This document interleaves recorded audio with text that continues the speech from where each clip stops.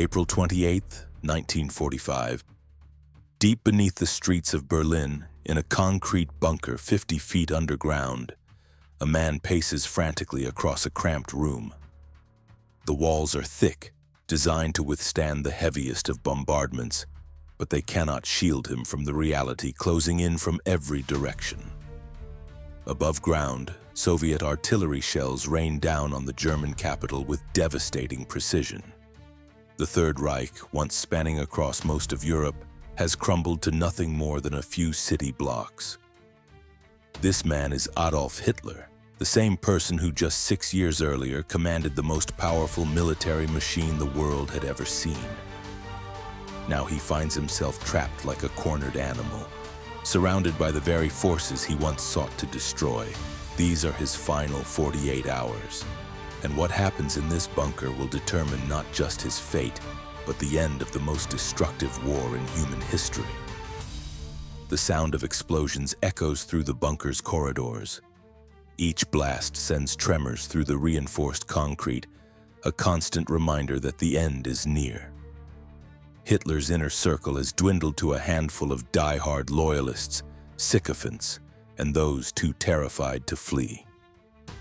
The atmosphere is thick with desperation, cigarette smoke, and the acrid smell of fear. But how did the man who once controlled an empire stretching from the Atlantic to the gates of Moscow end up cowering in this underground tomb? The answer lies in a series of catastrophic decisions, military blunders, and the relentless advance of Allied forces from both East and West. By April 1945, Berlin had become a fortress under siege. Soviet Marshal Georgy Zhukov's forces had encircled the city, trapping nearly 3 million civilians alongside the remaining German defenders. The once proud capital of the Reich was being systematically destroyed, building by building, street by street. Hitler's dream of a 1,000-year empire was collapsing in real time. Inside the Führerbunker, as it came to be known, the reality was far different from the grand palaces and rallies that had defined Hitler's rise to power. The complex consisted of 2 main levels connected by a spiral staircase. The upper level housed staff quarters, a kitchen, and communication equipment. The lower level contained Hitler's personal quarters, a conference room, and the rooms where the final acts of this dark chapter would unfold. The bunker's residents lived in a bizarre state of denial and acceptance. While some still clung to fantasies of miraculous last-minute victories, others had already begun preparing for the inevitable. Maps covered the walls of the conference room, but the red pins marking Soviet positions told a story that no amount of wishful thinking could change. Hitler's physical condition had deteriorated dramatically. The man who had once commanded massive rallies with his powerful oratory now appeared as a trembling shadow of his former self. His left hand shook uncontrollably, a condition that had worsened significantly over the past months. His face was pale and drawn, his eyes sunken and wild. The stimulants and medications provided by his personal physician had taken their toll, leaving him in a state of constant agitation and paranoia. Those closest to him watched in horror as he alternated between fits of rage and moments of complete withdrawal. During one particularly intense briefing session, Hitler exploded into a tirade against his generals, blaming them for the Reich's failures while absolving himself of any responsibility. Minutes later, he would retreat to his private quarters, emerging hours later as if nothing had happened. The bunker itself had become a prison for its inhabitants. Fresh air was a luxury, filtered through mechanical systems that struggled to keep pace with the smoke and dust from the bombing above. The constant hum of generators provided electricity, but power outages were becoming more frequent as fuel supplies dwindled. Water came from deep wells, but even this basic necessity was becoming uncertain as the infrastructure above ground collapsed. Communication with the outside world was maintained through a complex network of radio equipment and telephone lines, but these connections were increasingly unreliable. Reports from the front lines painted an increasingly desperate picture. German forces were running out of ammunition, fuel, and most critically, the will to fight. Entire units were surrendering to Allied forces rather than face certain death in futile last stands. The psychological pressure inside the bunker was immense. Everyone knew that capture meant either execution or a lifetime in prison. The Nuremberg trials were already being planned, and those present in the bunker understood that their names were at the top of the wanted lists. Some had already taken steps to ensure they would never face justice, carrying cyanide capsules as insurance against capture. Hitler's daily routine had become increasingly erratic. He would sleep until late in the afternoon, emerging for briefings that often devolved into shouting matches with his remaining staff. His meals were irregular and sparse, often consisting of little more than tea and cake. The man who had once prided himself on his vegetarian diet now showed little interest in food at all. The news from the various fronts continued to worsen with each passing hour. American and British forces had crossed the Rhine and were advancing rapidly through Western Germany. In the east, Soviet forces had not only reached Berlin but had begun the final assault on the city center. The distance between the opposing armies was measured in city blocks rather than miles. Reports began filtering in about the fate of other Nazi leaders. Heinrich Himmler, the architect of the SS and concentration camp system, had been attempting to negotiate a separate peace with the Western Allies. When Hitler learned of this betrayal, his rage was unlike anything his staff had witnessed before. The man he had trusted to implement his most heinous policies had abandoned him when the end was near. Similar reports came in about other high-ranking officials attempting to flee or negotiate their own surrenders. The carefully constructed hierarchy of the Third Reich was collapsing as quickly as its military forces. Loyalty, which Hitler had demanded above all else, proved to be a commodity in short supply when survival was at stake. The civilians trapped in Berlin above the bunker were enduring unimaginable hardships. Food supplies had been exhausted weeks earlier, and many were reduced to eating whatever they could find. Water was scarce, and medical supplies were virtually non-existent. The civilian population had become unwilling participants in a battle they had no power to influence. Soviet forces showed little mercy as they advanced through the city. Years of brutal warfare on the Eastern Front had hardened them, and the atrocities committed by German forces in Soviet territory were fresh in their memories. The battle for Berlin was not just a military operation, but an act of vengeance for the millions of Soviet citizens who had died during the German invasion. Inside the bunker, the reality of the situation was becoming impossible to ignore.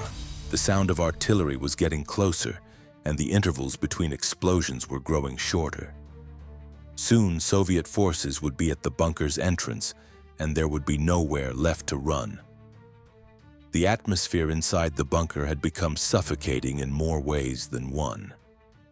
Hitler's remaining inner circle moved through the corridors like ghosts, their faces hollow from weeks of sleepless nights and constant terror. Eva Braun, Hitler's longtime companion, had arrived in the bunker against his wishes just days earlier. Her presence provided little comfort to the deteriorating dictator, but it marked a significant moment in their relationship that would soon take on greater meaning. Joseph Goebbels, the master of Nazi propaganda, remained one of the few still clinging to delusions of victory. His sharp tongue and unwavering loyalty had kept him in Hitler's favor, even as others fell from grace or fled. But even Goebbels could see the writing on the wall. His wife Magda had joined him in the bunker, along with their 6 children, a decision that would soon reveal the depths of their fanatical devotion. The children's laughter echoing through the bunker's stark corridors created an eerie contrast to the apocalyptic scenes unfolding above.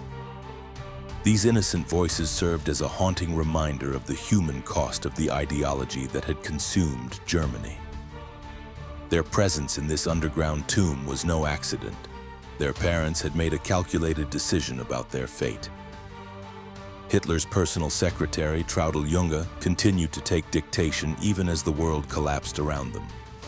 Her typewriter keys clicked rhythmically through the chaos, documenting orders and messages that would never be delivered to armies that no longer existed. The mundane act of typing had become surreal in this setting, where reality and madness had long since parted ways. The bunker's communications room buzzed with frantic activity as operators desperately tried to maintain contact with the outside world. Radio messages crackled through static-filled speakers, bringing news that grew worse by the hour. Units were reporting massive casualties, ammunition shortages, and complete breakdowns in command structure. Some transmissions cut off mid-sentence, never to resume. General Wilhelm Keitel and Admiral Karl Donitz remained in contact from their positions outside Berlin, but their ability to influence events had evaporated. Their military expertise, once valued by Hitler, now seemed irrelevant in the face of total collapse. The Wehrmacht, once the most feared fighting force on Earth, existed now only in scattered pockets of resistance. Hitler's physician, Dr. Werner Hasse, had taken over medical duties from the infamous Dr. Theodor Morell, who had fled Berlin days earlier. Hasse watched with clinical detachment as Hitler's condition continued to deteriorate. The tremors had worsened, and his mental state fluctuated wildly between moments of clarity and complete dissociation from reality. The bunker's kitchen struggled to provide even basic meals as supply lines had been completely severed. What little food remained was rationed carefully, though Hitler showed increasingly little interest in eating.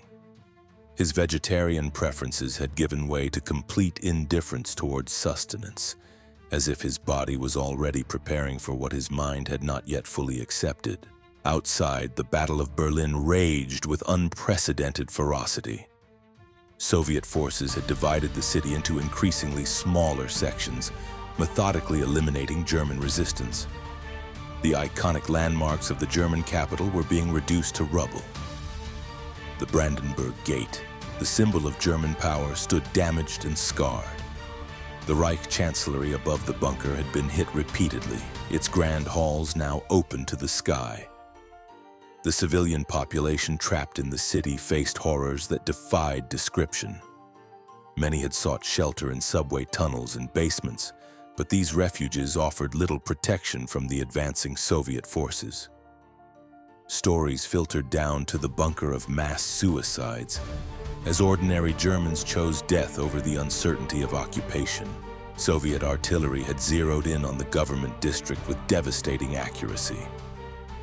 Marshal Zhukov's forces were following a carefully planned strategy to capture the Nazi leadership alive if possible. But they showed no mercy for those who continued to resist.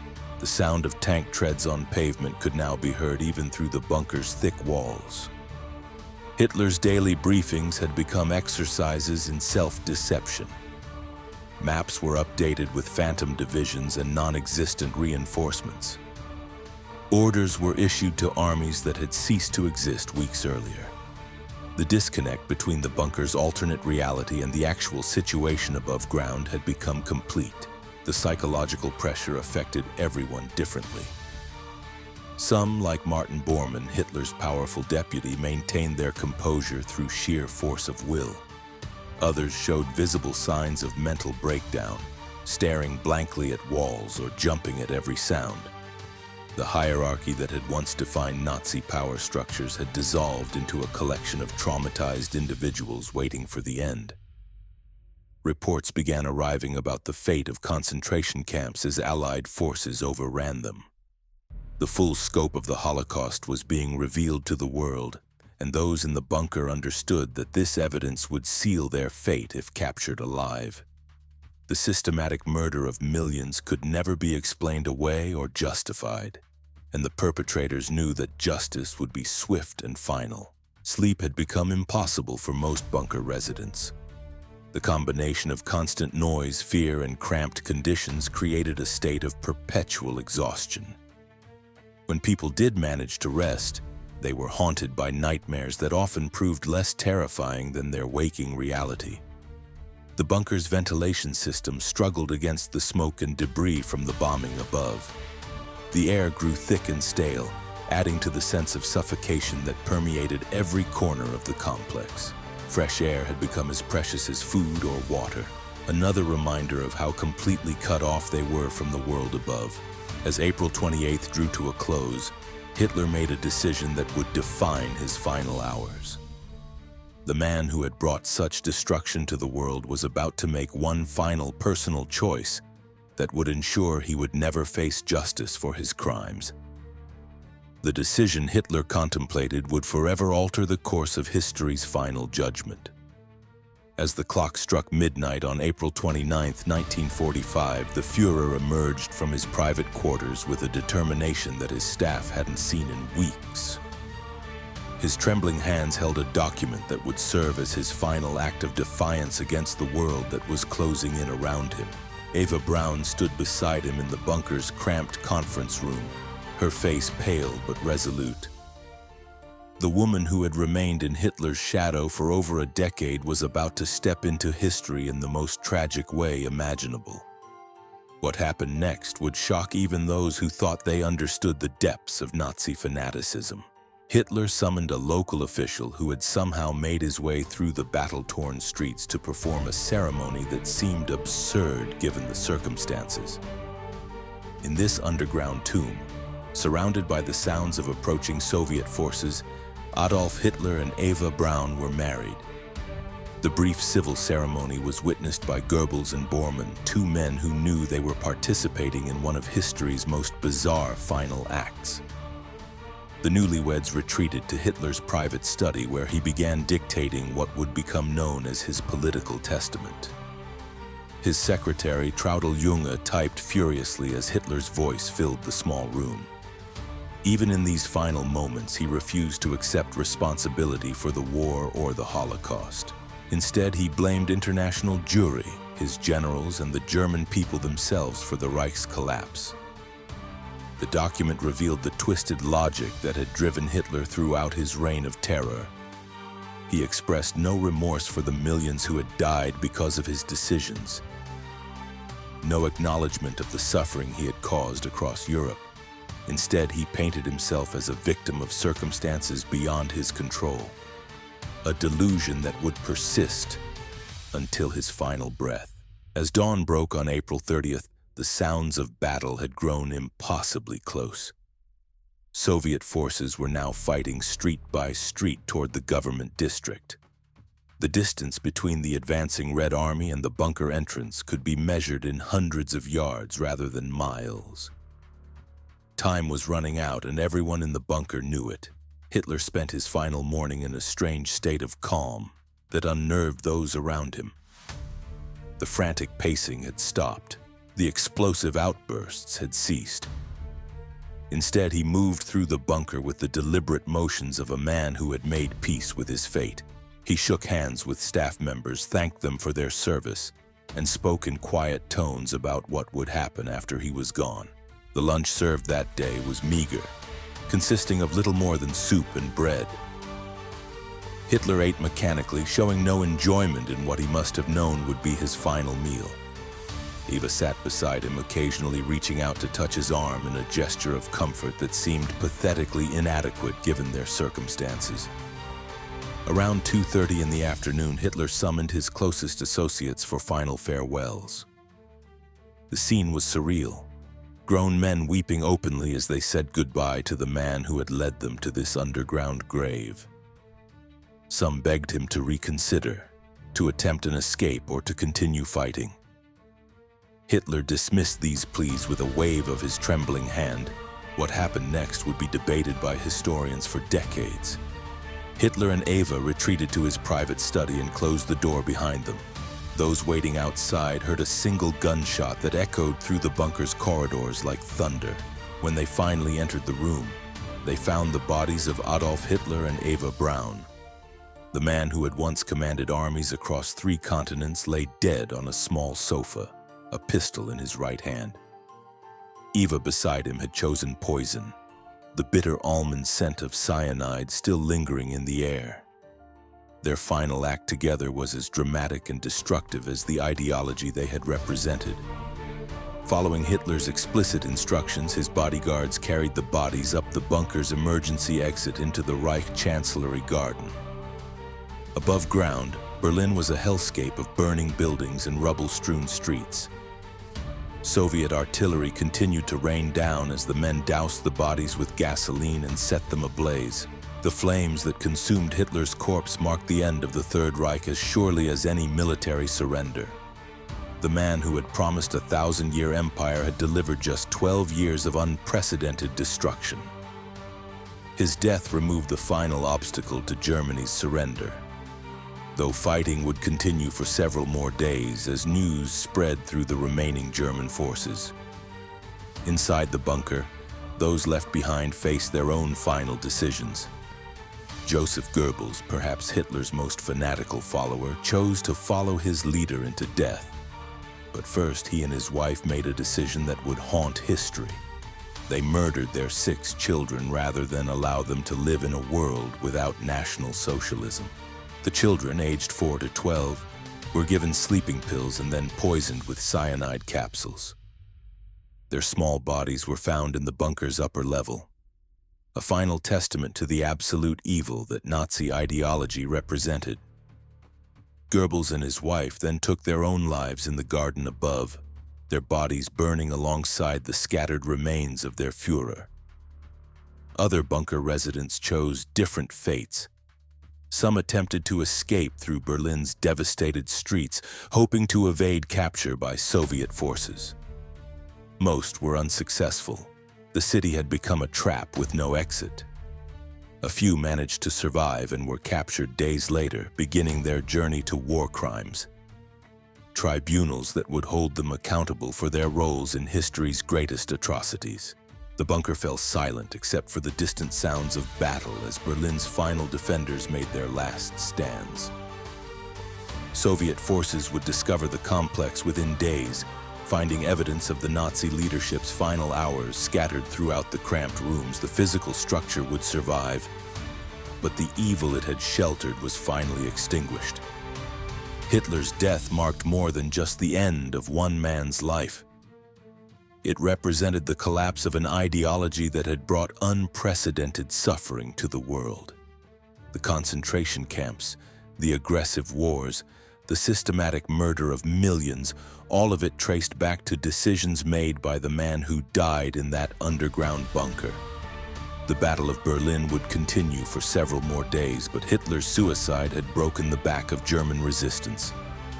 Without their leader, the remaining Nazi officials began seeking ways to surrender or escape. The 1,000-year Reich that Hitler had promised lasted just over a decade, ending not in glorious victory but in a cramped bunker beneath a burning city. Situación. In those final 48 hours, Adolf Hitler revealed the ultimate truth about fascist leadership. When faced with the consequences of their actions, they choose destruction over accountability. Rather than face justice for the millions who died because of his decisions, Hitler chose the coward's way out, leaving others to clean up the wreckage of his failed empire. The world above would soon celebrate the end of the war in Europe, but the scars left by Hitler's regime would take generations to heal. 6 million Jews, millions of Soviet citizens, countless prisoners of war, and ordinary civilians across Europe had paid the ultimate price for one man's twisted vision of racial superiority and national greatness. As Soviet soldiers finally entered the bunker complex, they found only empty rooms and the lingering smell of death. The man who had caused so much suffering was gone, but his victims would never be forgotten. History would remember both the evil he represented and the courage of those who fought to stop him. The bunker where Hitler spent his final hours would eventually be sealed and forgotten, buried beneath the rebuilt streets of Berlin. But the lessons of those 48 hours remain as relevant today as they were in 1945. Evil may seem powerful, but it ultimately destroys itself, leaving only suffering and regret in its wake.